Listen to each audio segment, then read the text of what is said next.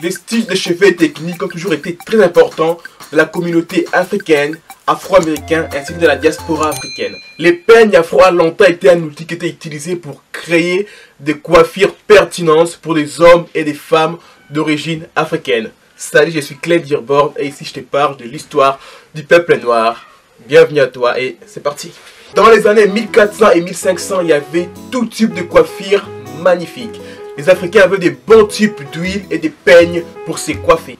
Certains prenaient des airs, d'autres des jours, oui des jours. Seuls les fous et les personnes endeuillées ne s'occupaient pas de leurs cheveux. Il y avait différentes formes de peignes africains, des tailles et des sculptures. Cela va de l'objet de prestige aux peignes d'ornement qui valorisent la beauté des hommes ou d'une femme. Il désigne aussi une affiliation avec un groupe ou un tribu. Cela pouvait signifier ses croyances religieuses ou des rituels. Les poignets des peignes sont ornés d'objets qui mettent artistiquement en valeur les statuts d'une personne. Il s'agit notamment de la figure humaine, des motifs, des images, d'éléments dans la nature. L'œuvre d'art spirituel est souvent représentée sur des peignes afro.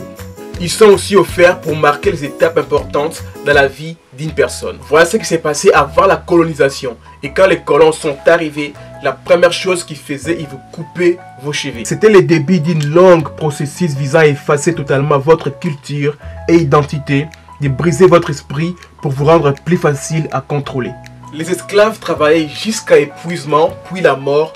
Ils n'avaient pas le temps pour s'occuper de leurs cheveux. La plupart des femmes recouvraient leurs cheveux avec un chiffon pour cacher leurs cheveux défaits. Les années 50 et 60 ont marqué la fin du défrisage. La montée de la fierté noire, les Black is Beautiful, s'imposent comme le mot d'ordre à suivre.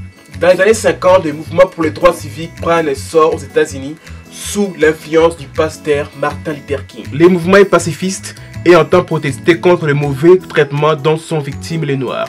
L'assassinat de Martin Luther King en 1965 marquera la fin du pacifisme et le début d'une radicalisation du mouvement. C'est dans ce contexte que la coiffure afro s'impose comme signe de combat, de l'affirmation de l'identité et de la beauté noire. Plus qu'un effet de mode, le retour de la coiffure afro et plus largement d'un cheveu porté au naturel symbolise la renaissance d'un militantisme noir. Les peignes afro ont commencé à prendre une signification culturelle et politique. Le point noir a été ajouté au fond de nombreuses peignes afro qui fait référence au sali Black Power qui a été popularisé par le Black Panther. En plus de l'utiliser comme un outil de style, de nombreux hommes et femmes noirs portaient des pics dans l'air afro comme un moyen d'exprimer leur fierté culturelle. Cependant, cette conception a été diabolisée par certains secteurs de la société.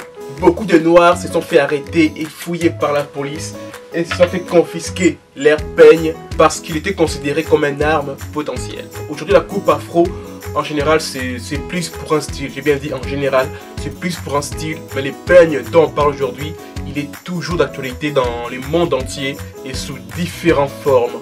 L'artiste nigérien Fred Martin utilise les symboles du peigne afro pour célébrer les activistes africains importants qui ont été emprisonnés, lutteux pour la liberté et l'équité. Et les couleurs orange au fond fait référence à la prison. C'est juste une œuvre d'art qui est encore utilisée aujourd'hui. C'est incroyable. Je voulais te parler de ça. Voilà, je m'arrête là. Je te dis à dimanche prochain, 10 h. Abonne-toi si la chaîne te plaît. Salut!